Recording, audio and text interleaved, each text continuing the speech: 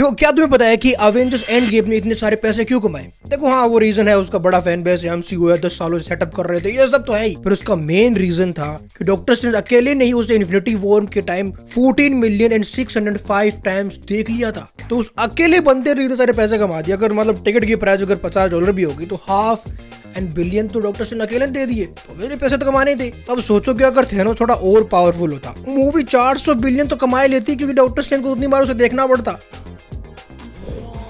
तो आज की वीडियो में तुम्हें ऐसे ही सारे फैक्ट्स बताने वाला हूँ जो तुमने कहीं इंटरनेट पे ऑब्वियसली नहीं सुने होंगे मेरे चैनल के सिवा। सो दिस वाज कैप्टन डी। आज की वीडियो में बात करेंगे एवेंजर्स एंड गेम के कुछ चुनिंदा माइंड ब्लोइंग फैक्ट्स के बारे में। फैक्ट नंबर 2, हमें आयरन मैन 1 से पता है कि टोनी और उसके बाप की नहीं बनती है। उसका बाप उसे ताने मारता है, टोनी को थोड़ा डैडी इशूज है। पर हमें एवेंजर्स एंड गेम में समझ में आया कि यार मतलब उसका बाप बुरा नहीं है, वो अपने बच्चे के लिए जान भी दे सकता है, उसने बड़े बड़े डायलॉग्स मारे हैं। बट फिर भी यार वो टोनी को पसंद क्यों नहीं करता। बट हमें एवेंजर्स एंड गेम में पता चला कि जब हावर्ड स्टार्क अपने घर गया होगा, उसका बच्चा पैदा हुआ होगा, यानी टोनी स्टार्क पैदा हुआ होगा, और उसकी शक्ल धीरे धीरे हावर्ड पोर्ट से मिलनी स्टार्ट हुई होगी, तब वो जो शक हुआ होगा कि अरे बाबा ये तो गड़बड़ है, मेरे बेटे टोनी स्टार्क की शक्ल हावर्ड पोर्ट से क्यों मिलती है उस बंदे से जिस बंदे को मैंने 20 साल पहले देखा था। अच्छा, इसीलिए वो इतना वियर्ड बिहेव कर रहा था। अब देखो fact number 3 Avengers end game से नहीं बल्कि इन्फिनिटी वॉर से है। इन्फिनिटी वॉर के अंदर हमने देखा कि सोल स्टोन लेने के लिए उस इंसान को अपनी सबसे कीमती चीज फेंकनी पड़ती है। थैनोस ने भी वही किया, उसने खमेरा को नीचे फेंक दिया। This is as a possibility कि उसने सोल स्टोन के लिए नहीं किया था। थैनोस ने देखा कि यार हल्क ग्रीन है, उसकी बेटी ग्रीन है, इसका मतलब हल्क ने उसकी मतलब कि गमोरा ग्रीन है बट थैनोस पर्पल है, उसकी बेटी ग्रीन क्यों है? तब उसने गमोरा को फेंक दिया कि तो मेरी बेटी नहीं है। तो वो सोल स्टोन एक बहाना था, उससे बस गमोरा को ठिकाने लगाना था। Fact number 4, Avengers end game के आखिरी में जब सारे स्टोन रिटर्न करने के लिए हल्क ने कैप्टन अमेरिका को पीछे टाइम में भेजा और कैप्टन अमेरिका वहीं रुक गया, और जब वो वापस आया तो वो उस क्वांटम मशीन के बजाय कहीं बेंच पर बैठा मिला था। एक बुढ़ा मरियल सा, उसके हाथ हिल रहे थे और मतलब मरने के कगार पर ही था। तो हमें पता चलता है कि अगर एक बंदा 70 साल आयुष के अंदर भी बैठा रहेगा तो भी वो वैसा का वैसा रह सकता है।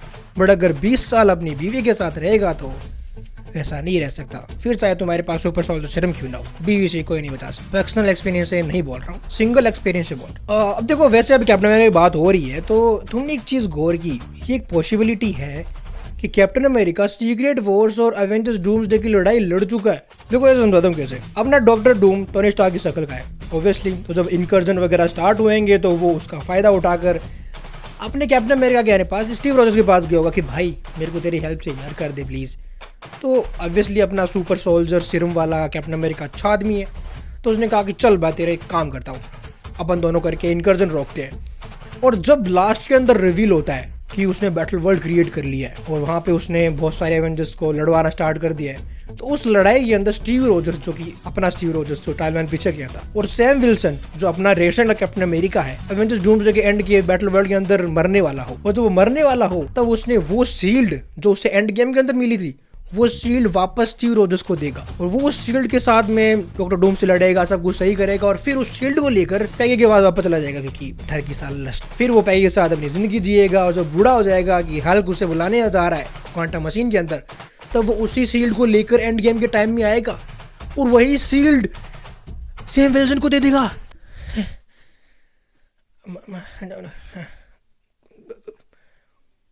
समझ गई ना? समझ गई।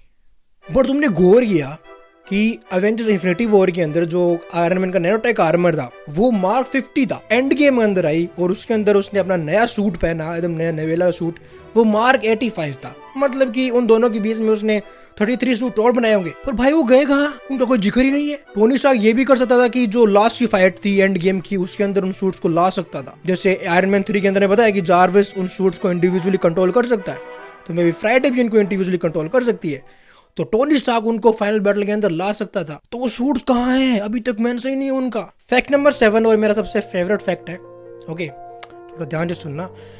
अवेंजर्स एंड गेम की जो फाइनल की बैटल थी बहुत ही ज़्यादा भयानक थी। स्टीव रॉजर्स मरने वाला था, सारे एवेंजर्स आ गए, स्पाइडरमैन सब आ गए, बहुत ही ऐसे इंस्पिरेशनल मोमेंट था। बट वहाँ पे तुमने एक चीज़ गौर की, वहाँ पे कोई बिल्डिंग्स नहीं है, वो सब कुछ बिखरा पड़ा है, बट स्पाइडरमैन किस पे झूल रहा था? वहाँ पे तो कुछ है ही नहीं। तो इसका जवाब मेरे पास ये है कि जब एंटमैन जायंट मैन बनता है, जब उसका मुंह सर सब कुछ बड़ा हो जाता है, तो ऑब्वियसली उसका पेंटमैन भी बड़ा होगा।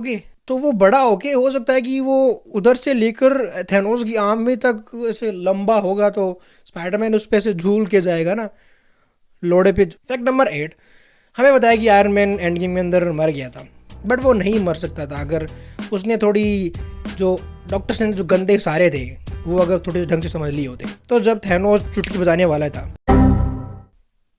नहीं भीम भीम वो वाले नहीं यार, ई वाले एंड गेम वाली। तो जब वो चुटकी बजाने वाला था तब डॉक्टर स्ट्रेंज ने से उंगली की कि देख देख देख, तो टोनी स्टार्क गया, उसने पकड़ा और बट मुझे ऐसा लगता है कि टोनी ने वो इशारा गलत समझ लिया। मैं भी डॉक्टर स्ट्रेंज से कह रहा हूँ कि देख भाई एक काम कर, टाइम स्टोन से फ्रीज कर दे थैनोस को, फ्रीज कर दे उसकी आर्मी को, फ्रीज कर दे।